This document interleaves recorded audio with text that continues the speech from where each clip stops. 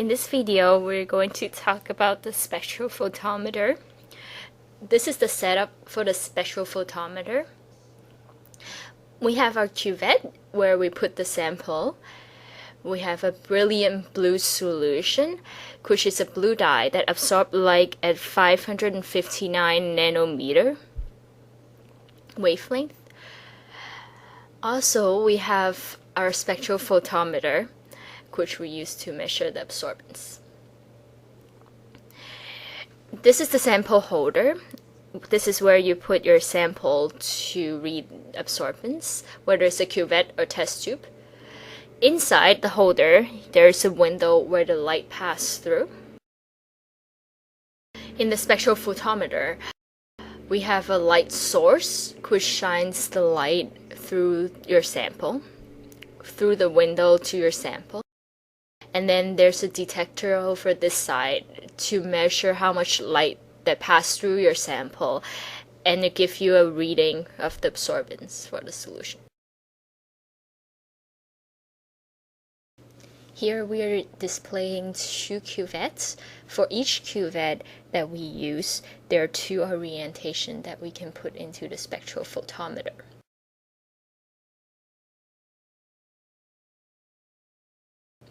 To our right, the correct orientation would have the light travels the full 1 centimeter, and it will give you the correct absorbance.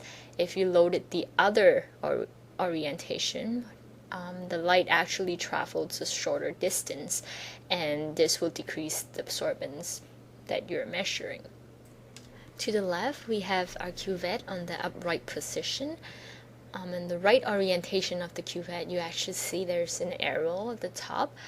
This arrow you can align to the arrow on the spectrophotometer when you're loading your sample to the machine.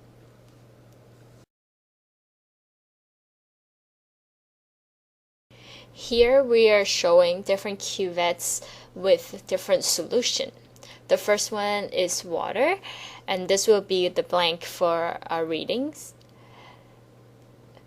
To our right, there are 3 different dilution of the brilliant blue solution. This one's most diluted, this one's not as diluted, and this is the most concentrated solution. Also at the end, we have 2 cuvettes with 2 different amounts of the same solution, which had the same concentration as this cuvette in the middle.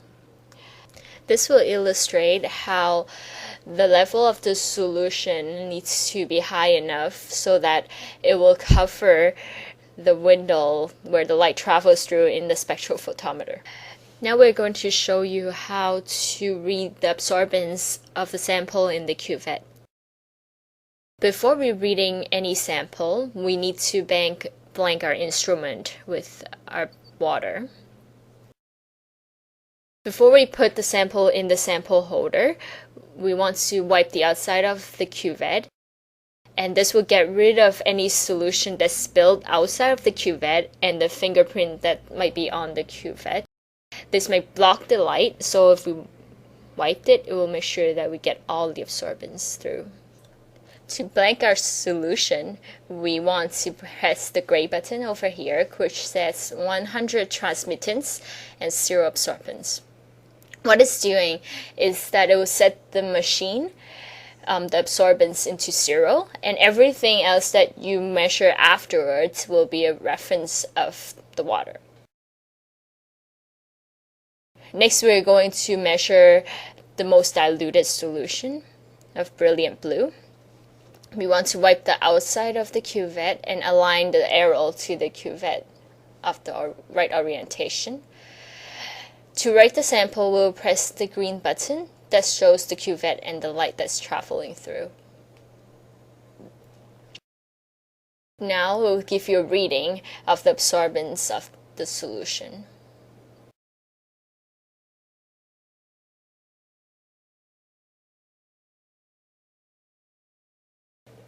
The more concentrated the solution, the higher the absorbance that it will give you, because less light is going to travel through the solution. So we'll read this solution, and what the what the value that gives you is 10 times more than the one we read previously. If the solution is too concentrated, we'll block all the light that passed through. And what it will show from the machine is that it will above the limit of the detection. And here shows you it's above 2.5. So the limit of the machine is 2.5. So anything that's close to that limit is actually not very accurate. So if you would need to dilute your solution before you read again. In the beginning, we talk about the window that the light passed through, which is inside our sample holder. If our solution level is not completely covered the window, and if it's lower than the window, it's not going to give you an accurate absorbance reading. So we'll look at this one, which had the solution lower than the window. What it's giving you is a negative value.